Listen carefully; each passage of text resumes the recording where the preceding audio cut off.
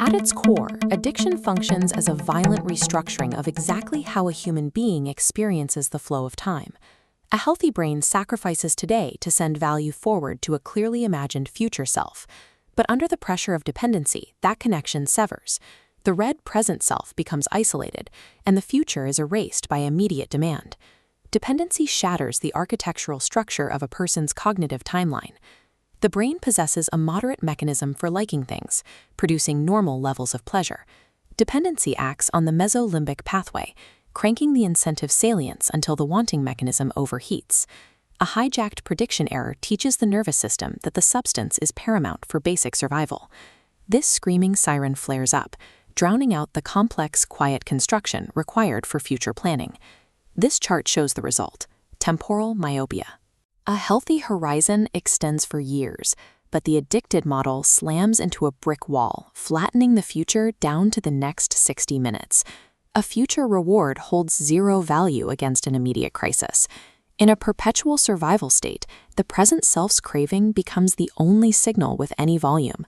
The concept of tomorrow becomes completely irrelevant. When a healthy brain imagines the future, it visualizes an abstract, blurry sphere.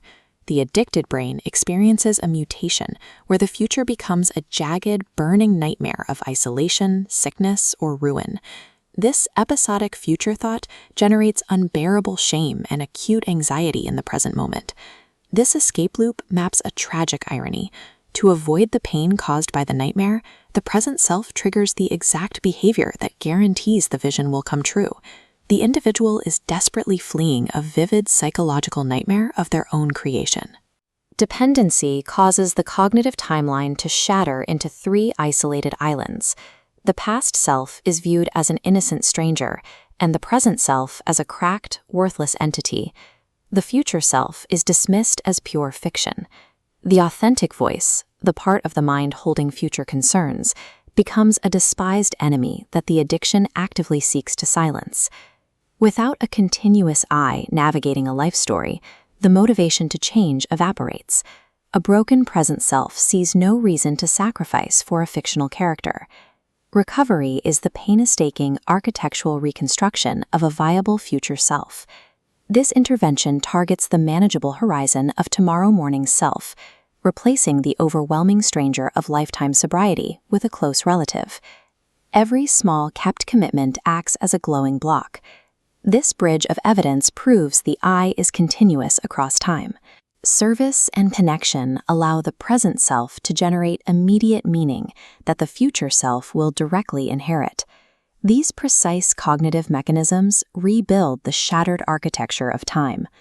Long-term survival requires a shift from the deprivation model, a dark silhouette defined by absence, to the values model, represented by this glowing identity.